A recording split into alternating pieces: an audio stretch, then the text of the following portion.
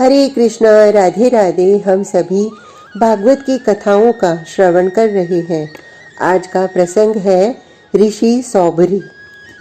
ये ऋषि हैं, महान तपस्वी ऋषि हैं सौभरी जी, यही इनका नाम है। तपस्वी ऐसे कि जिनकी कोई तुलना नहीं। एक जगह कहीं बैठ जाते तप करने तो हजारों वर्ष ऐसे ही बीत जाते थे। ये इनके लिए सामान्य सी बात थी। किसी भी लोक में आना जाना इनका था तो फिर पृथ्वी की तो बात ही छोड़ दीजिए। ये विश्व भ्रमण करके विश्व के प्रत्येक तीर्थों में इन्होंने तप किया था। किंतु आज ये चले आए थे श्री वृंदावन। यहीं पर यमुना बह रही थी, वृक्षावलियां घनी थीं, वातावरण अत्यंत प्रेम पूर्ण था। यहाँ आकर इन्हें बहुत अच्छा लगा था। सामने यमुना को ये देख रहे थे तो यमुना मानो इन्हें निमंत्रण दे रही थी कि हे ऋषि, आप अब कुछ वर्ष यहाँ तप कीजिए। चारों ओर पक्षियों का अद्भुत कलरव था। ये सब देखकर सौभरी ऋषि यहीं बैठ गए और नेत्र बंद कर लिए।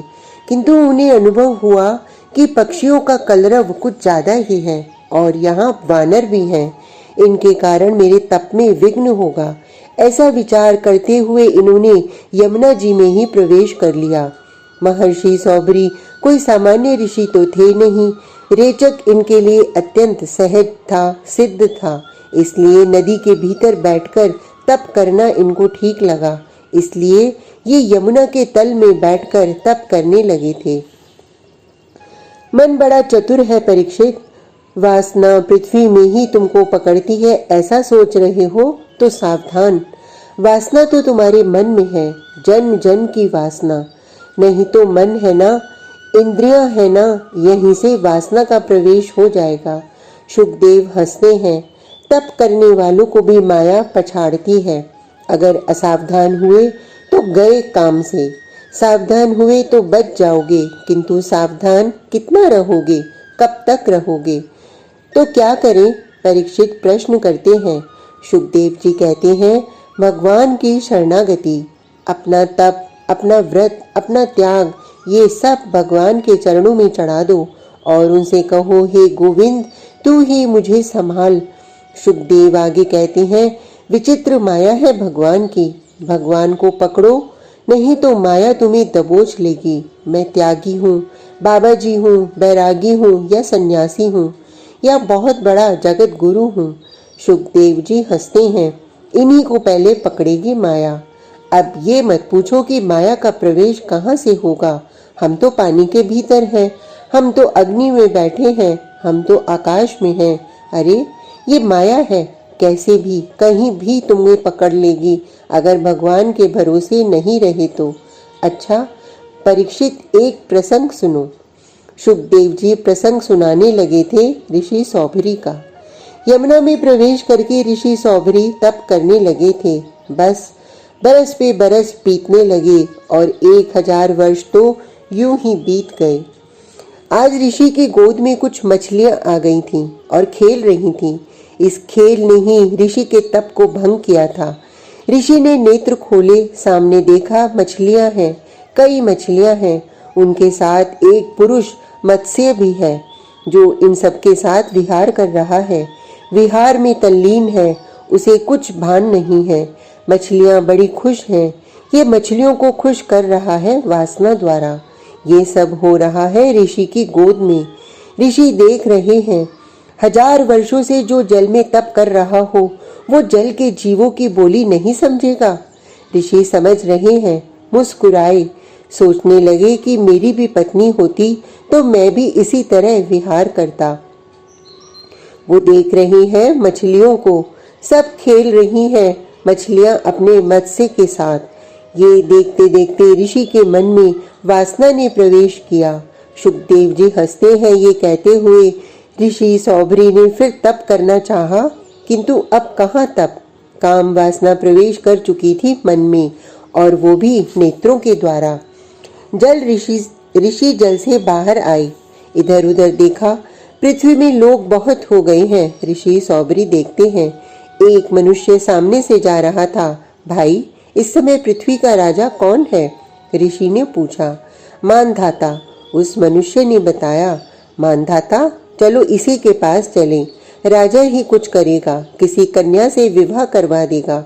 ये सोचते हुए ऋषि सौबरी राजा मानधाता के पास आए। राजा ने स्वागत किया, आदर किया और हाथ जोड़कर पूछा, आप क्यों आए हैं?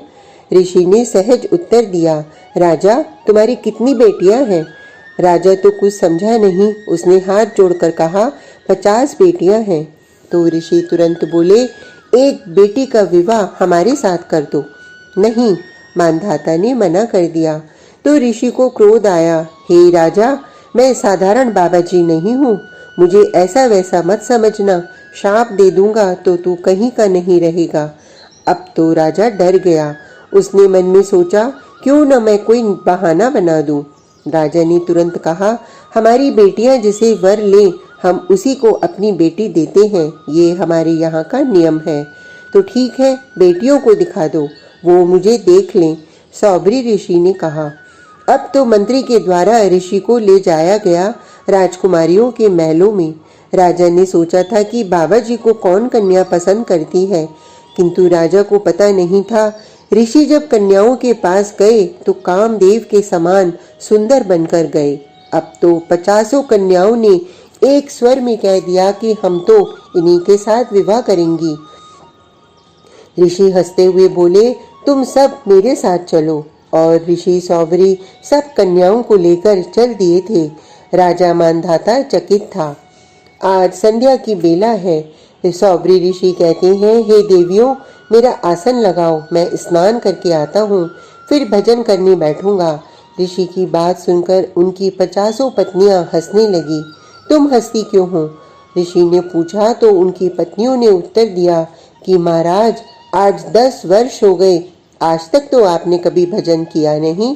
दूसरी पत्नी बोली, आप तो कभी हमें छोड़कर इस तरह स्नान करने भी नहीं गए। तीसरी बोली, आपने कभी दिन रात समझा हो तब भजन करते ना, आपके लिए तो दिन रात समान था, बस भोग विलास को ही आपने अपने जीवन का लक्ष्य मान लिया था। ओह! ऋषि सौबरी ने जब सुना तो उन्हें अपने जीवन पर बहुत पछतावा होने लगा। ये क्या, वैराग्य धारण करने वाला मैं ऋषि, भजन परायण, भजन को ही लक्ष्य मानकर चल पड़ा था। मैं तो फिर भी क्या हुआ, एक क्षणिक सुख के लिए मैंने भजन छोड़ दिया। मन रोने लगा सौबरी ऋषि का। फिर स्मरण हो आया, यमुना जल में भजन कर रहा था, तभी मछलियों का भोग विलास मैंने देखा। उसी से मेरे मन में वासना ने प्रवेश किया। अपने जीवन को धिक्कारने लगे ऋषि। मन का कभी भरोसा मत करना, मन भरोसे लायक है ही नहीं। ये इंद्रियों के माध्यम से हम पर चढ़ जाता है। जब मैंने आंखों से देखा मछलियों की विलासिता तो मन वासना से भर गया। क्या हुआ पतिदेव, स्नान करने जाइए ना, पत्नियों ने आकर कहा। ऋषि अब हंसे, बहुत जोर से हंसे। पत्नियां नहीं समझी।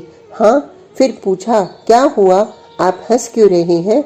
ऋषि इतना ही बोले, ये मन हर समय जीव को गिराने में ही लगा रहता है, पता नहीं क्यों। इसलिए मनुष्य को सावधान रहना चाहिए मन के प्रति, समझी? पत्नियों ने कहा, नहीं। सौबरी ने सबके सर में अपना हाथ रखा और वहां से चले गए। सुखदेव जी कहते हैं, ऋषि सौबरी के मन में बड़ी ग्लानि हो रही थी। अब ऋषि मन के प्रति सावधान हो गए थे। आज का प्रसंग इतना ही। कल तक के लिए हरे कृष्णा, राधे राधे।